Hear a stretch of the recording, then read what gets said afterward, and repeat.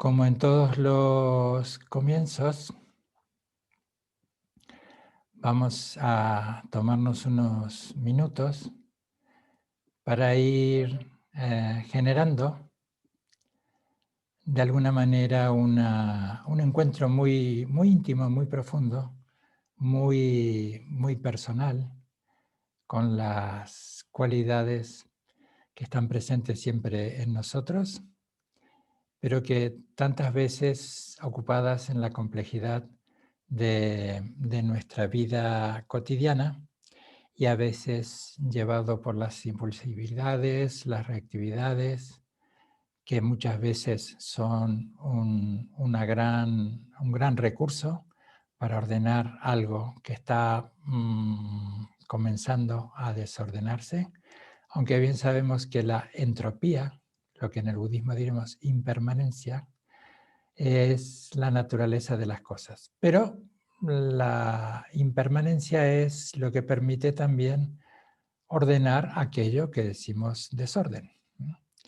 Y muchas veces, ahora ya refiriéndome a nuestro rico y complejo mundo emocional y yendo también a esa riqueza aún mayor que es ese pulso tan profundo que late en nosotros a través de la sabiduría, de la compasión, pues de alguna manera, aunque nos parezca deliberada, vamos a irnos acercando, despertando una confianza en nosotros. Que esto creo que es uno de los males endémicos de nuestra sociedad actual, la falta de confianza en cualidades, no tanto en habilidades. Me gusta a veces hacer esta diferencia, aunque más no sea para este contexto.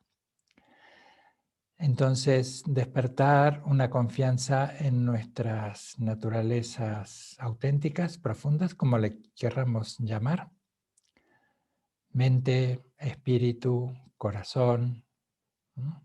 Cada uno podemos encontrar el eco que nos susurra en cada latido esa naturaleza última. Desarrollamos de esta manera, con este acercamiento, a través del camino de la práctica contemplativa, de la parte reflexiva que tiene también la parte contemplativa, para desarrollar y mostrarnos y mostrar amor y compasión. Para mostrar amor y compasión hacia mí, para mostrar amor y compasión hacia todos los seres. Que pueda, por lo tanto, todas mis actividades de cuerpo, palabra y mente descansar en el sentido de que tengan como fundamento las cualidades sabias y compasivas de esa mente natural, donde no hay predilecciones, donde no hay limitaciones, donde no hay rechazo, donde no hay aferramiento, donde no hay ni pérdida ni ganancia, que nos ayude a mitigar y con el tiempo a hacer desaparecer esa tendencia a dañarnos mutuamente. Y que podamos, por lo tanto, en el comienzo de nuestra práctica, durante nuestra práctica y al final de nuestra práctica, establecernos los unos a los otros en ese amor tan emblemático, por ser tan auténtico y tan profundo, como lo hacen las madres con sus hijos.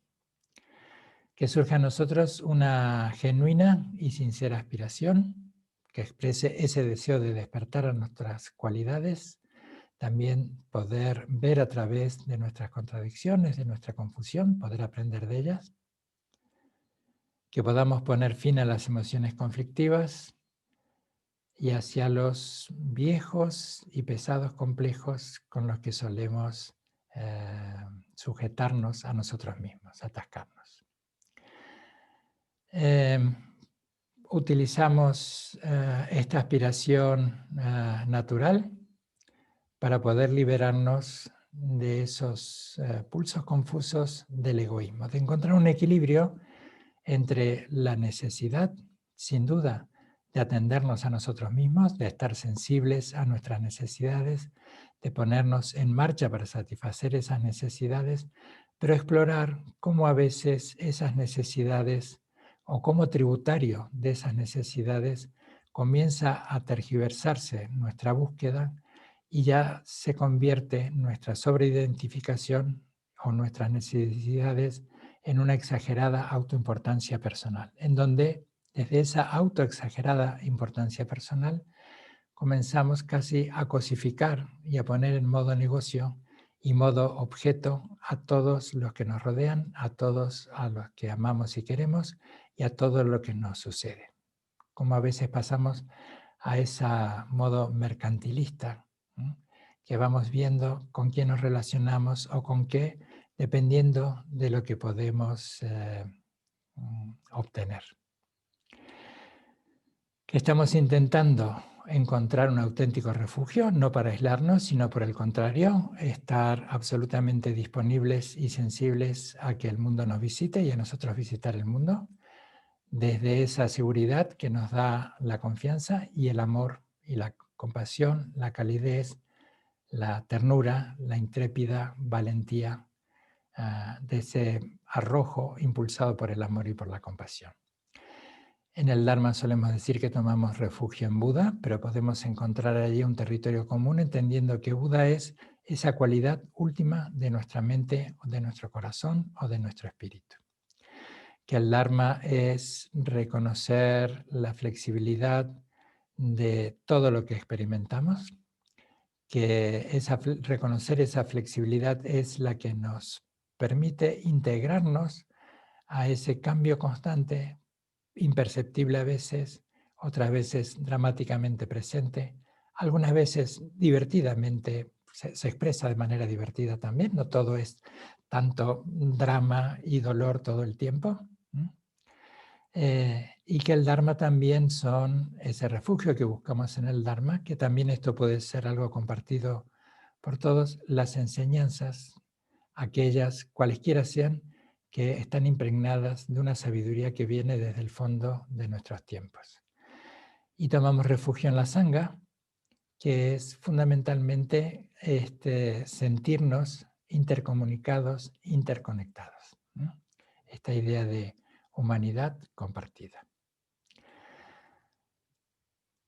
Tomo refugio en el Buda, en el Dharma y en la Sangha hasta alcanzar la iluminación, que por el mérito de practicar la generosidad y demás virtudes trascendentales pueda alcanzar la iluminación para el beneficio de todos los seres sensibles sin excepción.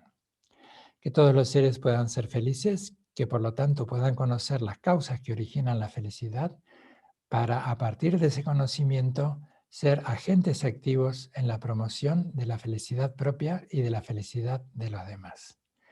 Que todos los seres podamos liberarnos del sufrimiento y por lo tanto, el mismo principio, que podamos conocer cuáles son las causas que originan el sufrimiento para poder estar amorosamente atentos, despiertos, lúcidos, para no transformarnos en agentes que perpetúan causas de sufrimiento para uno y para los demás.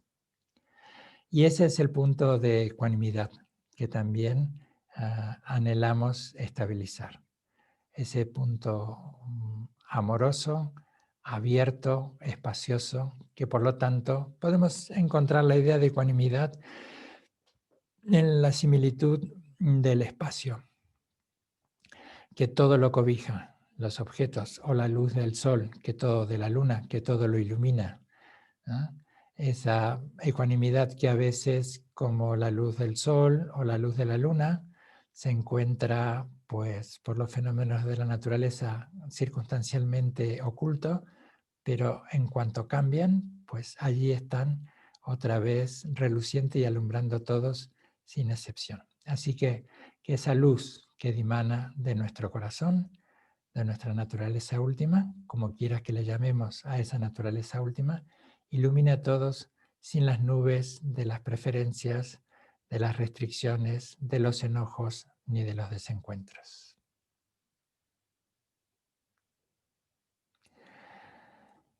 Muy bien.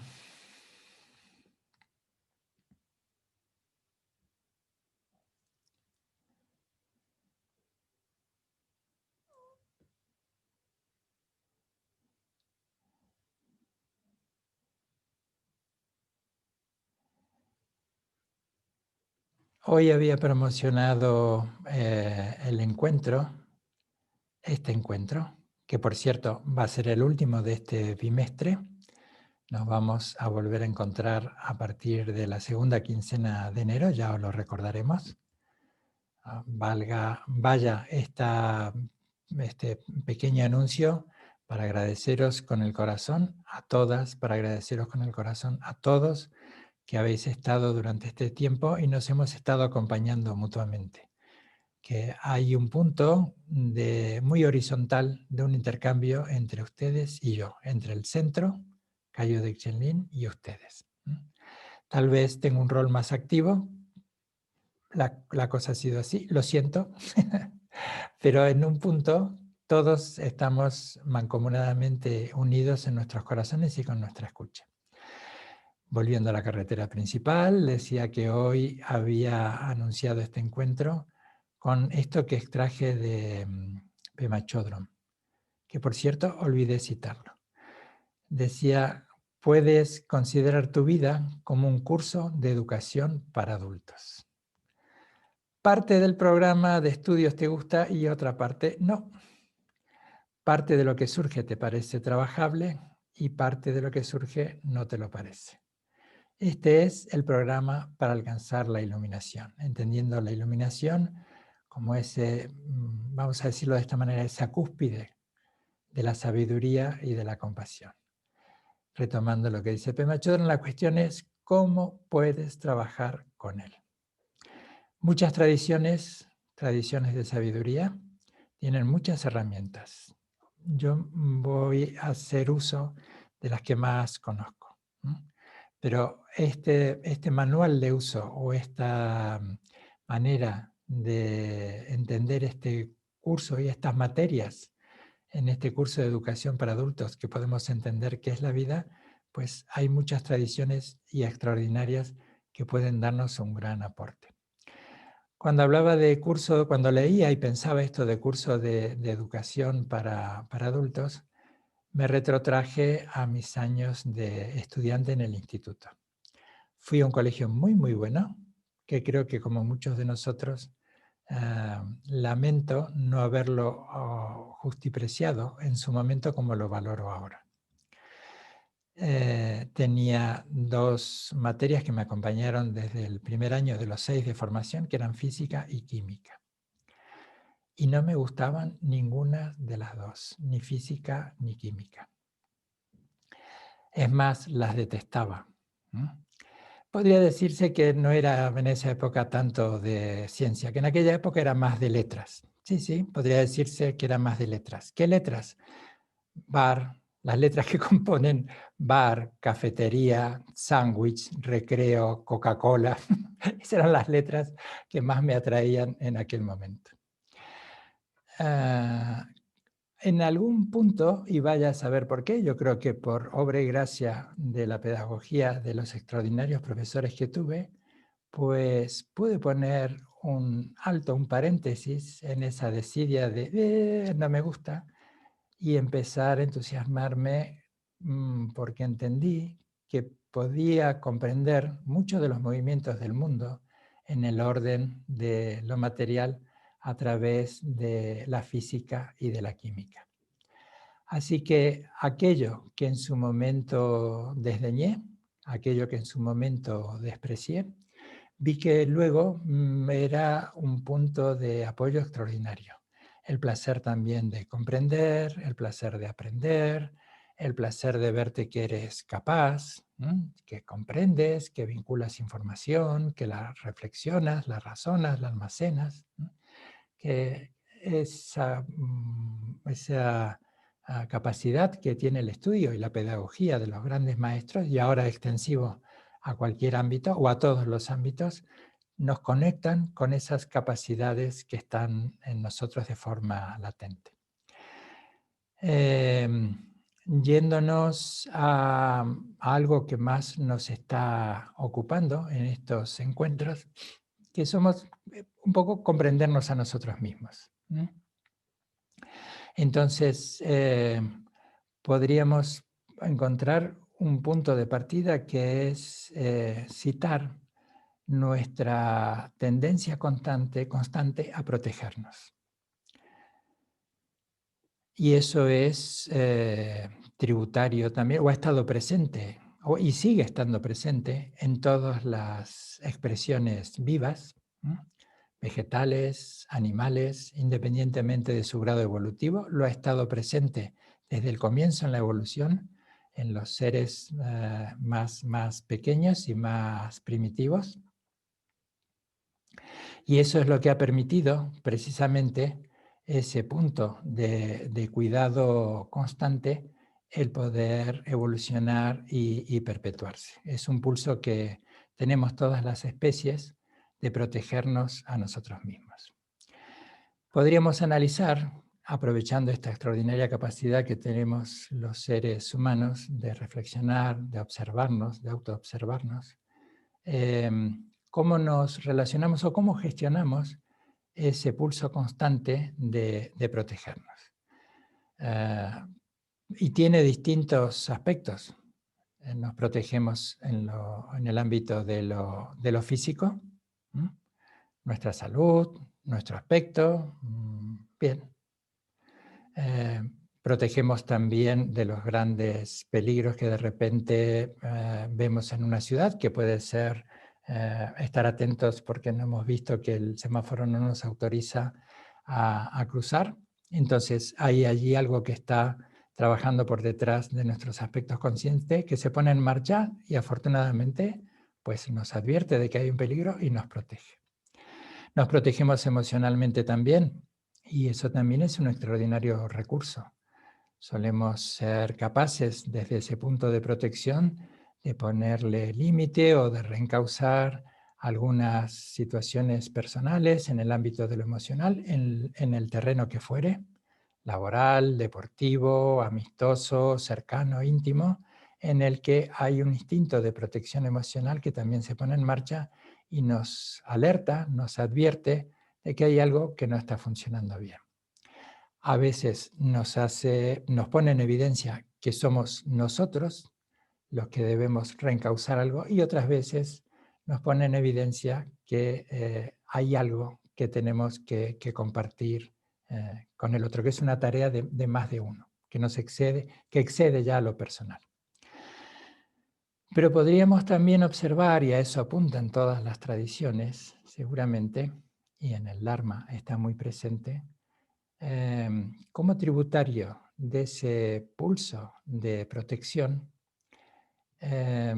quedamos prisioneros de una extrema exageración, de una extremada sensibilidad, de un extremo pulso de cuidado constante. Y esto es lo que podríamos decir uno de los puntos constantes a los que hace mención el budismo cuando hablamos del ego, del egoísmo. Primero, no una advertencia, una aclaración, una puesta a punto. En el Dharma, todas las enseñanzas, en el budismo, todas las enseñanzas que lleven a reflexionar sobre este constructo mental y emocional que es la manera en que nos identificamos a nosotros, reconociendo desde el primer instante que es una expresión de salud mental y de salud emocional, por el que hay que estar pues muy agradecido, y al que hay que honrar de la mejor manera posible. El Dharma estará apuntando precisamente a este aspecto, cuando a esa relación egocéntrica, esa suerte de, suelo poner esta imagen de airbag, que ante un peligro, ante un golpe, los airbags en los coches pues estallan, se abren, lo ocupan todo y nos protegen. Pero hay veces que nuestros airbags emocionales no nos protegen y que por el contrario, ocupándolo todo, hacen muy poco respirable, muy poco amable, muy tóxico el ámbito en el que estamos. Así que todas las enseñanzas que lleven a ver cómo desde el budismo entendemos que se forma la idea del yo, del ego, de la personalidad, y luego los inconvenientes o las distorsiones que puede esto traer, no hablando ya de lo patológico, sino desde lo emocional, es el interés fundamental del budismo. No es una cuestión punitiva, sino encontrar que esa toxicidad, esa sobredosis de yo que solemos a veces consumir, nos daña tanto a nosotros como daña a los demás. Así que la instrucción en esta suerte de cursos para adultos, que es la vida, es valorar cómo podemos manejar este instinto de protegernos para poder diferenciar lo que es necesario de lo que no lo es, de lo que es imprescindible de lo que es prescindible. Observar esas tretas, esas distracciones. Esto es una auténtica distracción.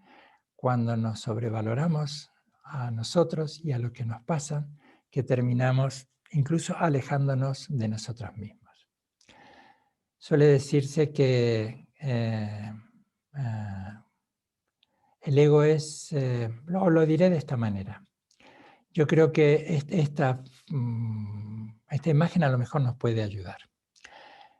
Imagínate que que estás recorriendo un largo camino que sabes que te conduce a la meta que anhelas, bien sea en un recorrido placentero o en un recorrido vital, ¿no? Y que sabes que estás en el camino correcto, que estás en la dirección oportuna y vas hacia la meta que tanto anhelas. Pero tu calzado es 3 veces más pequeña. La talla de tu calzado es 3 o 4 veces más pequeña que tu talla. Puedes andar, sin duda. Puedes avanzar lentamente, pero es trabajoso, sumamente doloroso. Y ese dolor, ¿sí? Y ese andar tan trabajoso, sin duda que te estará refiriendo todo el tiempo a ti mismo. Puede ser que te encuentres culpable por no haber elegido el calzado correcto, por no haber prestado la atención debida, y que no hagas nada por cambiar de calzado, simplemente que sigas andando lastimeramente, pero que sigas recriminándote todo el tiempo lo mal que lo estás haciendo. O puedes pensar que es el camino y que no es tu calzado y que ese es un camino que debes dejar y tomas un atajo y tomas otro camino. O puedes, en todo caso, sobreprotegerte, esa autocompasión meliflua, rebosante de azúcar, esa autocompasión que no hace otra cosa más que regodearnos y retenernos en nuestro propio dolor. Que estuviéramos todo el tiempo compadeciéndonos de nosotros, de nuestro calzado, del camino, en vez simplemente de decir, pues, voy a cambiar de calzado. Así que ese es el punto en el que nos puede ayudar, sin duda como una gran herramienta, la meditación. En el que podemos llevar a nuestro cojín de meditación, a nuestra silla de meditación, toda esa exagerada o a veces prudente y necesaria, ese necesario pulso de cuidado, de protección. Voy a recurrir a una de las consignas de Lojong, el entrenamiento de la mente, ¿no? Que es: de los 2 testigos, confía en el principal. Y este es un punto extraordinario para tenerlo en cuenta. Sin duda que necesitamos y nos es muy útil el feedback de los demás, el feedback también de nuestros maestros, como el feedback de nuestros tutores cuando estamos haciendo una tesis, un trabajo de fin de curso, el feedback de las personas que amamos, el feedback de aquellas personas que valoramos. Pero también el testigo más confiable es nuestra propia honestidad. Tiene un punto de crudeza, pero ese es el precio de la lealtad, de ser muy leales con nosotros mismos. Esa lealtad y ese punto de crudeza, surgido tal vez de esta lealtad, es el que más nos aproxima a nuestra auténtica meta. Entonces, habiendo hecho la aclaración de que no estamos hablando del ego como si fuese un enemigo, vamos a recordar esta metáfora de cómo vamos a proveernos de un calzado cómodo. De hecho, esto es común que en el budismo se ponga este ejemplo, que proviene también de uno de los grandes yogis, no sé si fue dicho por Milarepa o bueno, varios siglos atrás, que tienes dos opciones ante un camino difícil. Una es cubrir la extensión de todo el camino con una tela o con una piel, o lo otro es simplemente ponerte un buen calzado, ¿no? Así que esto último hace también alusión de cuál es el calzado con el que queremos ir a este curso día tras día, que es nuestra vida, ¿no? Seguramente nos vamos a encontrar con materias que no nos gustan, como física y química, que en algún punto no me gustaban. Seguramente que entenderemos que hay algunas materias que nos atraen y mucho, entenderemos que algunos puntos son tratables y otros no. Pero aquí se trata, en ese punto, al menos en ese momento de ese encuentro íntimo y profundo con nosotros, auténtico, leal, honesto, crudo, directo, adulto, de sentarnos con nosotros mismos en nuestra silla o en nuestro cojín de meditación, de poder observar cuáles son aquellas tendencias confusas que perpetúan el sufrimiento y cómo pueden ser tenidas en cuenta desde esa apertura y desde esa espaciosidad. Entonces, podríamos encontrar también una referencia, antes de ponernos a meditar un poquito, tal como dicen muchos autores o muchos maestros, cómo podemos desde esa apertura, desde esa espaciosidad, desde esa crudeza, ¿no?, encontrar ese punto blando original que es nuestro corazón, que es nuestra sabiduría.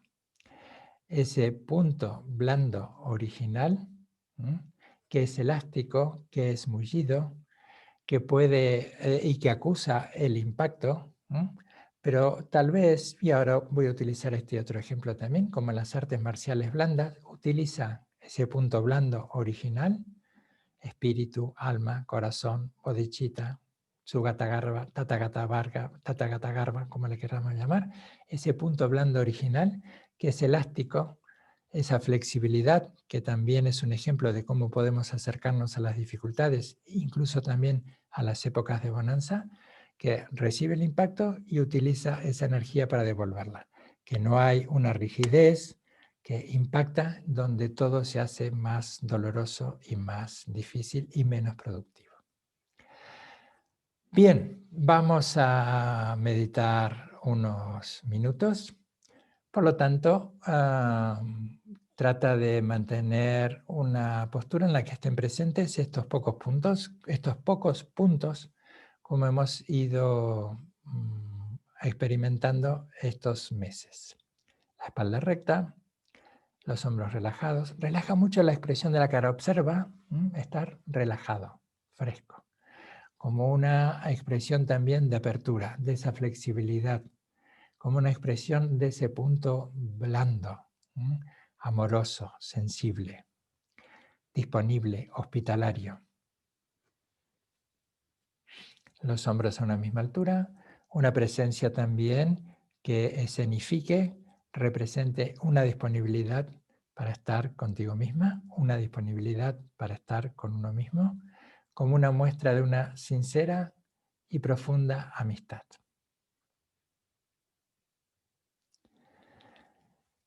En el encuentro anterior exploramos varios soportes para mantener ese punto de atención. Voy a nombrar uno, pero recurrid al que os resulte más familiar, la respiración. Podéis mantener vuestra atención en el abdomen, ese ritmo en el que notáis que se contrae y se expande, o bien en notar cómo el aire delicadamente es percibido en algún punto de nuestra fosa nasal. Y también, por utilizar esta metáfora, el permanecer allí, en esa atención, que no es una suerte de acrobacia mental. El método es algo más que esa acrobacia de un funambulista que va manteniendo el equilibrio para no caerse ni a derecha ni a izquierda. En este caso podríamos decir apego o rechazo, que ese punto de ecuanimidad es ese punto constante que vas tocando con tu blando corazón, con tu bondad original. Y desde ese punto de ternura, de sabiduría y de hospitalidad, en este ámbito en el que no hay nada que decidir, que no hay por lo tanto opinión que dar, dale libertad a todo. Dale libertad al mundo por un momento, libera al mundo de tus preferencias, libera al mundo de tus imposiciones, tanto a tu mundo relacional como a tu mundo interno. Experimenta esa auténtica libertad de estar libres de tantos condicionamientos. Y puedes estarlo porque no hay ningún mecanismo de autoprotección que debas poner en marcha porque no hay ninguna amenaza. No hay ninguna amenaza cuando descansas en tus cualidades últimas, tal como un bebé lo hace en el brazo del mayor que le protege. Inhalo, exhalo. Nada más que eso. Allí está todo. No necesitas más. En este momento no necesitas otra cosa. Allá vamos.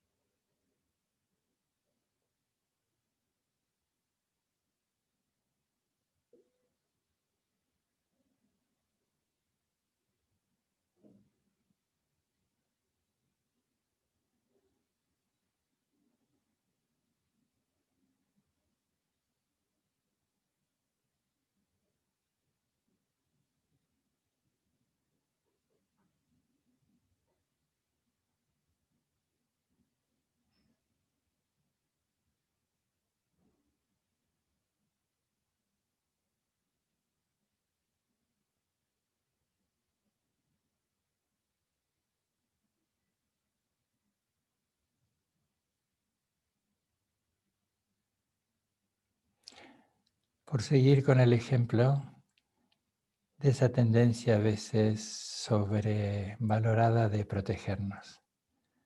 Tal vez te estés aburriendo. No te protejas del aburrimiento.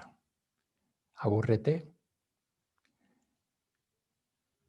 Relaciónate con el aburrimiento porque es lo que está sucediendo.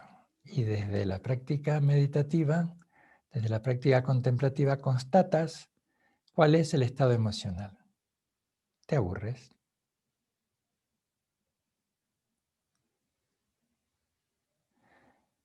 Tal vez tengas un grado menor de irritación,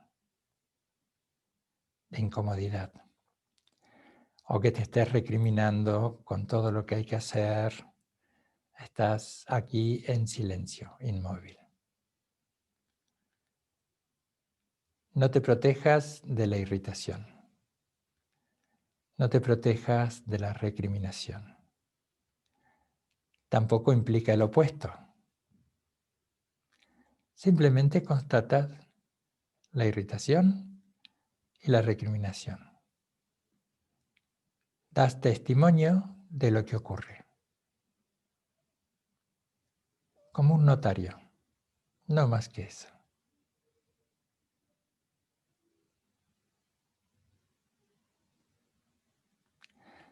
Suelo tener yo un sonido para cuando me voy notando aburrido o me recrimino o irritado, que es como diciendo, sí, esto es lo que pasa. Simplemente es un tocar y soltar, reconoces. Esto no es una enseñanza formal, pero es un pequeño truco que tal vez les pueda ayudar. Simplemente, así como decíamos en el encuentro anterior, llueve, como llueve, la que está cayendo, simplemente ahora te dices, y descansas en esa apertura, en esa espaciosidad, en ese punto blando original, tierno, sabio.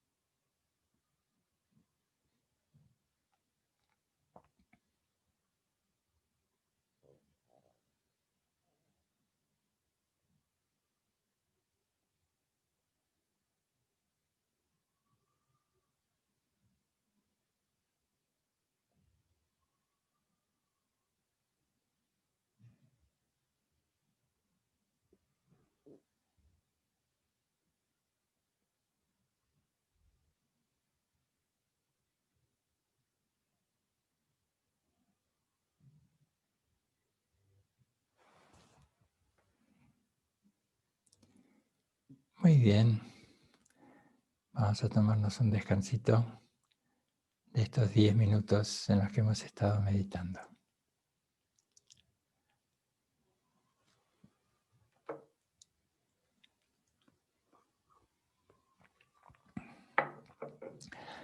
Ya que estamos utilizando esta suerte de metáfora o de comparación que podemos tomar nuestra vida como un curso de educación para adultos,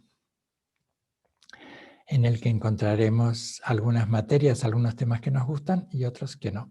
Pero todo es parte del programa, parte del currículum. En esta suerte de curso, y hablando eufemísticamente,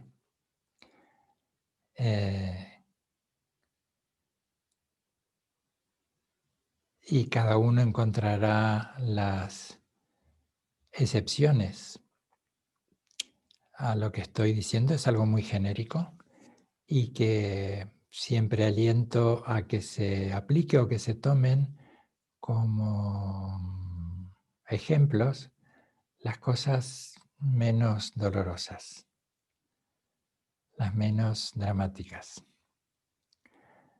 Pueden ser las más graciosas, las más absurdas, las más ridículas. El humor es un extraordinario maestro y hay allí mucha flexibilidad. Cuando nos podemos reír y con eso disminuimos la exagerada solemnidad, que es también uno de los combustibles de esa exagerada autoprotección, estamos cerca de desanudar alguna situación. Hay un patrón fundamental recurrente, no sé si fundamental, recurrente, que también tiene su aspecto útil, sano, pero también a veces distorsiona. Me estoy refiriendo a lo que básicamente solemos definir como apego o rechazo. Pero vamos a definir qué es apego. Por ejemplo, muchas voces que vienen desde la psicología desde hace algún tiempo hablan del apego seguro, que es lo que necesitan los más pequeños, saberse cuidados, contenidos, mimados, para poder crecer y evolucionar. Y ese apego seguro, cuando se sienten cuidados por la figura de los adultos, empezando obviamente por los padres, los hermanos, los tíos, los amigos de los padres, etc. Cuanto más adultos hay alrededor de un pequeño, aunque todavía no estemos interactuando ni siquiera tan solo con la mirada y menos con el diálogo, pero les tenemos, les hablamos, les cobijamos. Cuantos más adultos hay garantizando que están siendo cuidados, que están siendo protegidos, ese apego seguro es lo que posibilita un crecimiento tanto en lo físico y sobre todo en lo emocional y en lo intelectual, un crecimiento que pueda, donde pueda desplegarse todas sus potencialidades. Así que la palabra apego en sí misma, depende del contexto, puede tener una acepción o puede tener otra. En el aspecto budista, el apego no es sinónimo de ser aburrido, insulso, serio, solemne, insípido.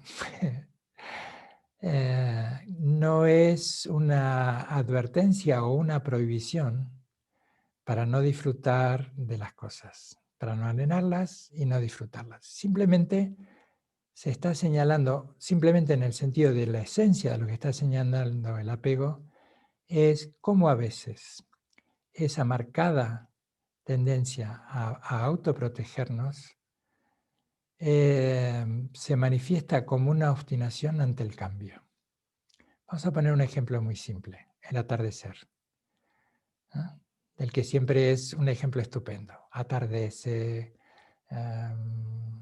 la noche, la tardecita, se está poniendo el sol en el horizonte, en el mar, y todos estamos encantados con ese espectáculo de la naturaleza y nos gusta.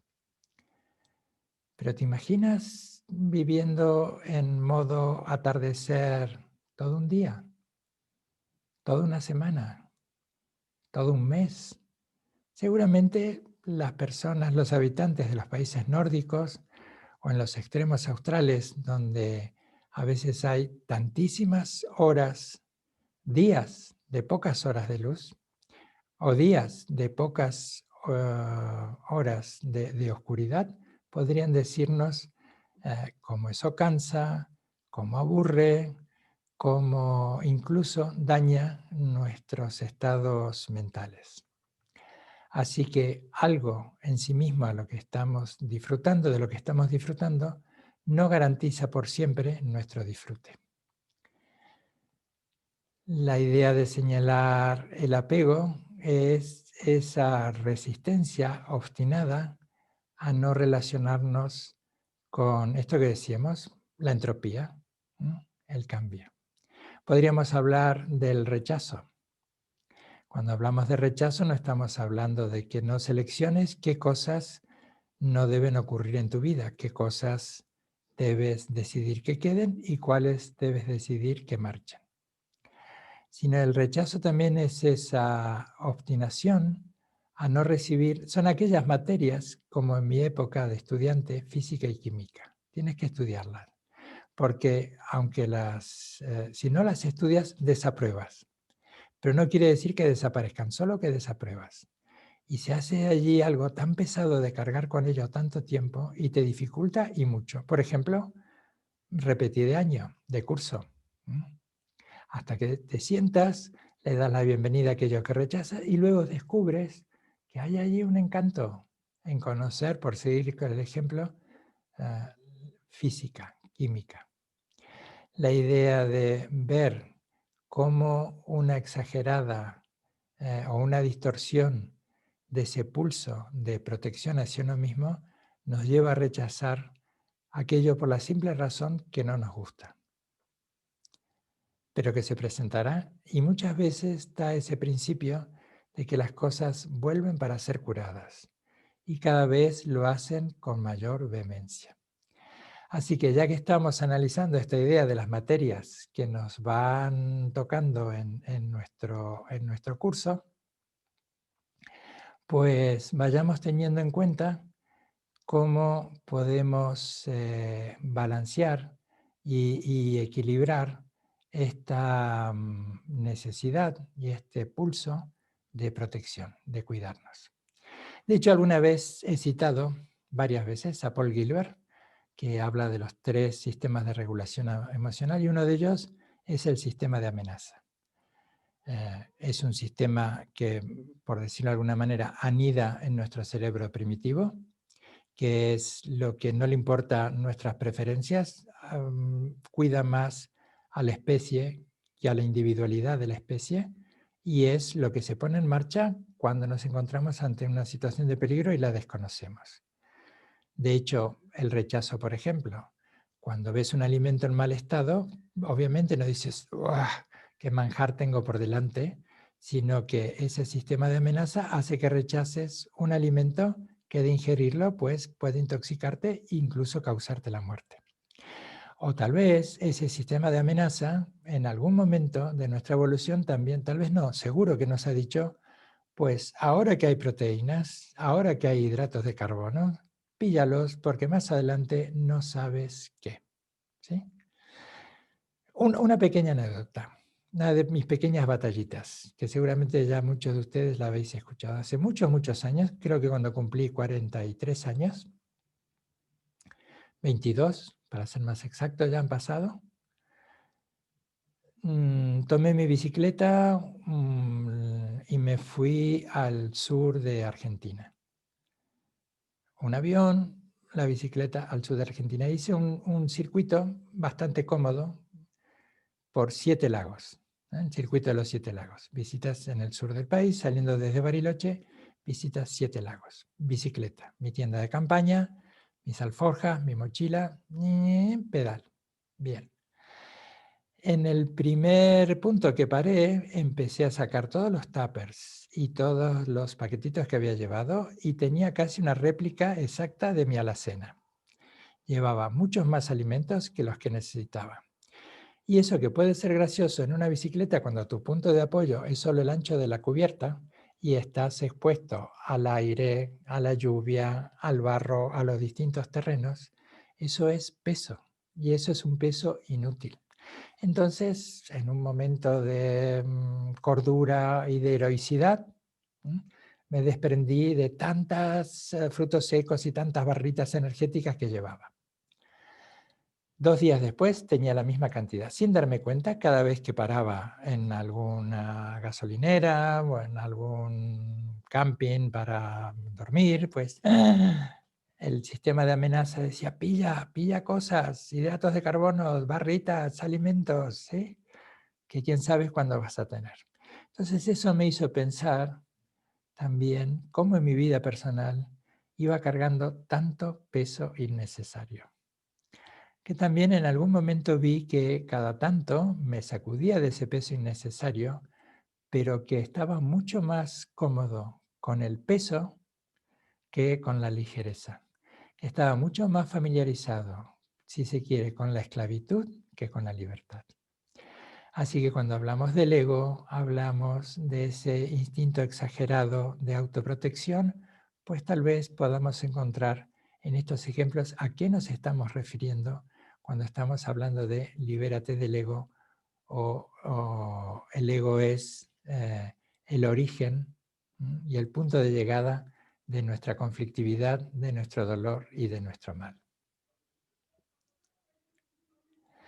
Decía Loyola, el entrenamiento de la mente en 7 puntos, que uno de los tantísimos puntos de las consignas, más de 50 y tantos de consignas, habla de los 2 testigos, confía en el principal. Tú eres el único que sabes lo que está ocurriendo. Eres el único que auténticamente sabes lo que está ocurriendo. Sabes incluso cuando estás simulando. Me incluyo, sabemos cuando estamos simulando. Sabemos en algún punto cuando nos estamos escapando de nosotros mismos. Por eso, otra consigna muy importante en Loyola, que lo dice también como una metáfora es, no conviertas a los dioses en demonios.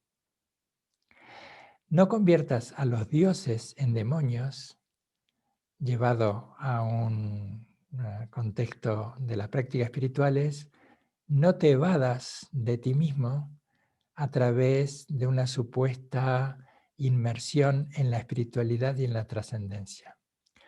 A veces, al mismo tiempo y otras veces antes, hay muchas cosas en casa que poner en casa, en la cabeza o en el corazón, que hay que poner en orden.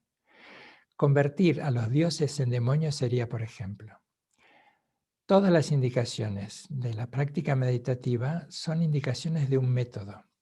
En cuanto las conviertes en una fe, lo conviertes en un axioma, lo rigidizas y allí estás convirtiendo a un Dios, la meditación, en un demonio. La rigidez, el autoritarismo. Te juzgarás porque meditas poco, meditas mal, tienes que meditar más. Los demás no meditan, los demás tendrían que, ¿sí?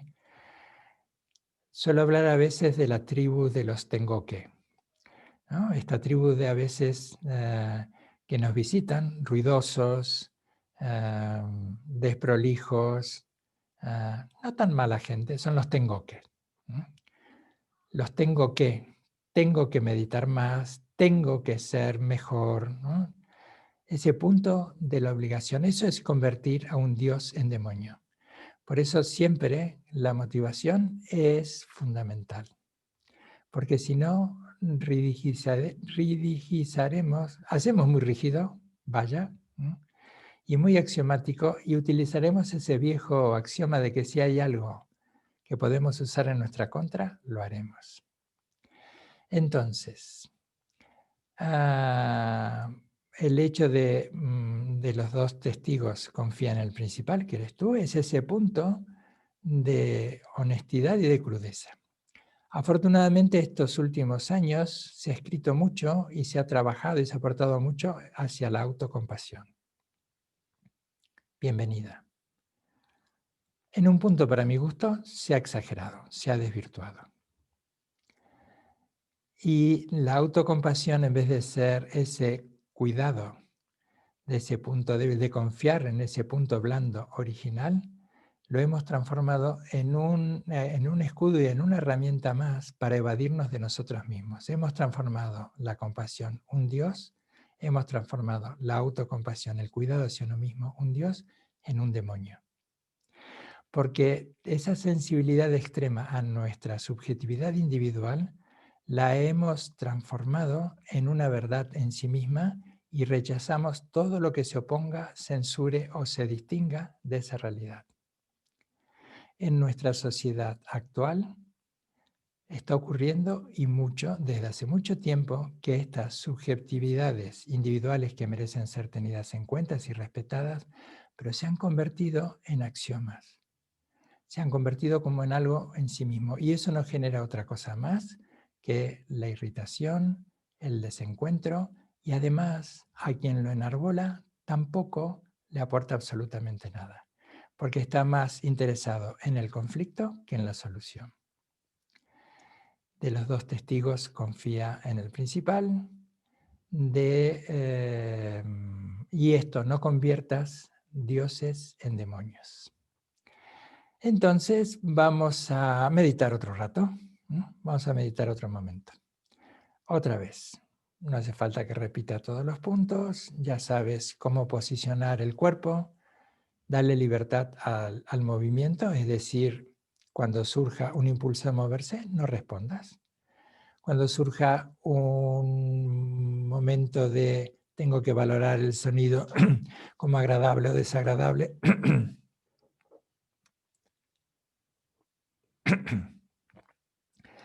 no respondas. Pero esa aparente inmovilidad o desafección no es otra cosa más que permanecer en ese punto blando original. Que esa ternura, lejos de ser sinónimo de debilidad, es la expresión de nuestra fortaleza. Seremos auténticamente humildes cuando confiemos mucho en nosotros, pero no en nuestras habilidades, sino en nuestras cualidades. De allí surge la auténtica humildad.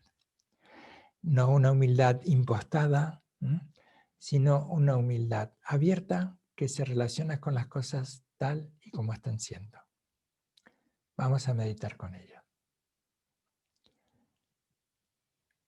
Si quieres utilizar una de las tantas recursos de contar, como hemos dicho, 1 mientras inhalas y exhalas, 1 al inhalar, 2 al exhalar, toma 1 y permanece en él. O simplemente el estar inhalando y exhalando. El método es como un vehículo que te lleva, si sabes direccionarlo, a esa dimensión última, mayor, que cualquier conflicto que te lleva a la protección. O dicho de una mejor manera, te lleva a esa dimensión que sabe cómo protegerte. Vamos a meditar durante 10 minutos. Voy a poner una alarma. Puesta está. Allí vamos.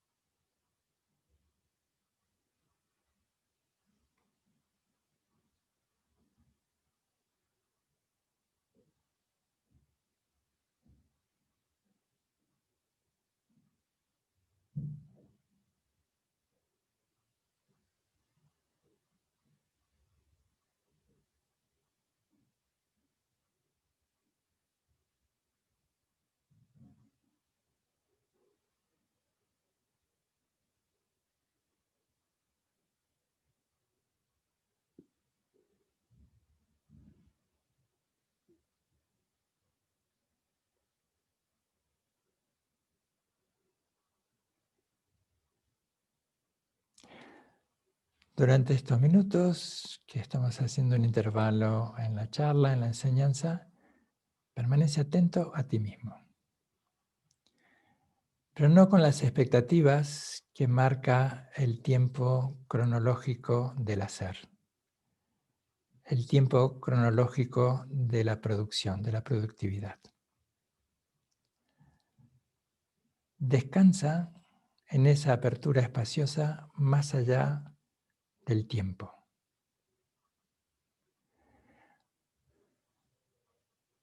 Despréndete del concepto de ser productivo.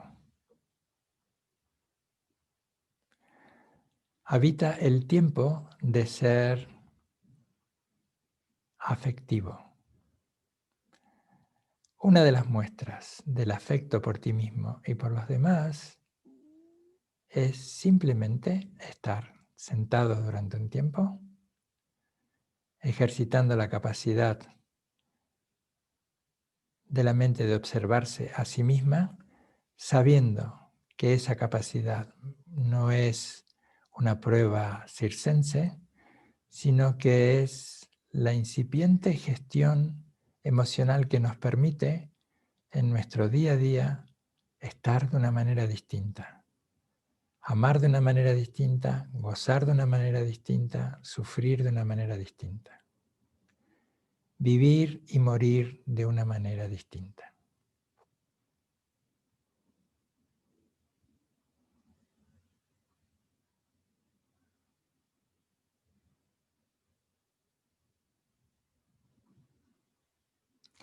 El tiempo de la meditación pone patas para arriba el tiempo de la productividad. En cuanto intentes hacer productiva la meditación, te estás alejando de ella.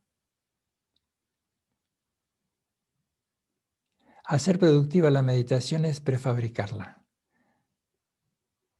como si estuvieses en una línea de una fábrica, en una línea de trabajo, en el que está presente la idea del producto final. Tengo que estar en un estado meditativo, celestial, amoroso, pletórico de felicidad. Y decíamos, meditar puede ser muy aburrido, irritante. Abandona el tiempo de la productividad. Y comenzarás a vivir tiempos que son tuyos. Y es curioso, por no decir paradójico, que tan preocupados por la muerte que estamos, por el tiempo que viviremos, prestamos tan poca atención a los tiempos que realmente estamos viviendo. Y prestamos mucha atención a los tiempos que estamos produciendo.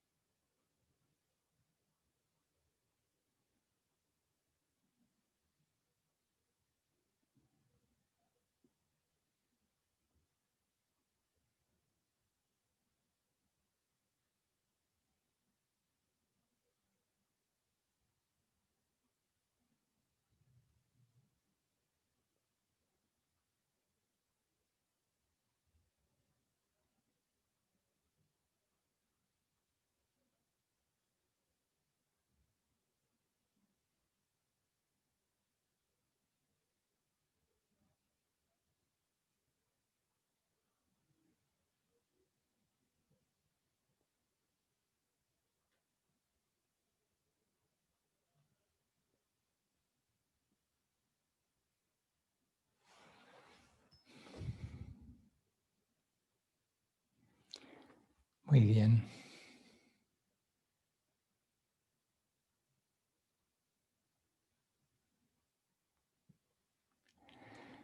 Ya concluyendo, quiero volver a resaltar esto.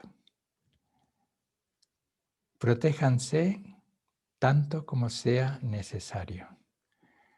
No ha habido en esta charla ninguna crítica a nuestra necesidad de protegernos, física, emocional, socialmente. Cuídense mucho, protéjanse mucho, cuiden mucho vuestro cuerpo, cuiden mucho vuestra comida, cuiden mucho vuestro mundo emocional. Pueden, si así lo quieren, tener en cuenta si alguna vez esa necesidad de cuidado, de satisfacer ese cuidado, si alguna vez esa necesidad de cuidado no nos aleja por sobredimensionar la necesidad de cuidado de nuestras necesidades auténticas. Podríamos estar observando si bajo ese punto, porque hay un principio que estará presente siempre. Si nos defendemos mucho es porque hay algo que estamos pensando que nos agrede mucho. Entonces creo que lo interesante es observar eso que consideramos que es una agresión o una amenaza o un peligro inminente y ver nuestra reactividad o nuestra respuesta. Creo que allí puede estar cada uno, explórelo en sus propios términos, creo que allí puede estar la diferencia, que son absolutamente compatibles. El cuidado, el prodigarnos afecto a nosotros mismos, estar abiertos y disponibles para recibir lo de los demás, el comunicar con los demás y con uno mismo, protegernos, marcharnos, ponernos límites, aceptar los límites que nos ponen los demás. Pero ver si este punto exagerado, y si es en ese punto exagerado de todo debo protegerme, si me estoy rigidizando y estoy convirtiendo a los dioses en demonios y estoy desoyendo de los dos testigos al principal, ese es otro punto muy interesante, porque es descubrir la auténtica distracción. Y esa distracción es la que paradójicamente pone en marcha la atención, porque debes atenderte y debes observar, o puedes, si quieres, no sé si debes, debes no. Tal vez entiendas que es muy sano observar si no hay un impulso desmedido y si no hay una reactividad emocional que se está resistiendo a lo que está sucediendo. Seguramente que todos podemos aprender mucho de nosotros mismos si trabajamos con estos puntos extremos de la sobreprotección hacia nosotros mismos. Pero no nos descuidemos, no nos vayamos al otro extremo. Lo vamos a ir dejando aquí. Voy a parar la grabación en unos minutos para quedar de manera así muy informal con los amigos que están en Zoom. Me voy a ir despidiendo de los amigos que están en Facebook. Podéis mandarme si queréis algún mensaje que encantado os responderé. Vamos a hacer un último, juntos, desarrollar un último anhelo, que es que toda la fuerza que hemos puesto, todo el empeño que hemos puesto en reflexionar, explorar, razonar, pues pueda florecer y fructificar en algo que auténticamente nos beneficie a todos sin distinción. Que todos los seres sean felices independientemente de su aspecto y de su forma. Débiles o poderosos, medianos o pequeños, largos o grandes de cuerpo, toscos o delicados, los que están cerca y los que están lejos, los que se ven y los que no se ven, los nacidos y los por nacer. Que todos los seres sean felices, que nadie engañe nunca al otro ni le desprecie por ningún motivo, ni se deje llevar por ira o por odio a desear el mal de otro ser sensible. Igual que una madre que dará la vida por su propio hijo, ábrase el ánimo rebosante de benevolencia pura con todo el mundo y en todas las direcciones, arriba, abajo, sin odio, sin enemistad, sin reserva alguna. Un afectuoso abrazo a todos. Los que estáis por Zoom, quedaros un segundito por favor. Y a los amigos que están en Facebook, pues hasta prontito. Ya seguimos en contacto también. Gracias. Y estoy atento a cualquiera de vuestros comentarios.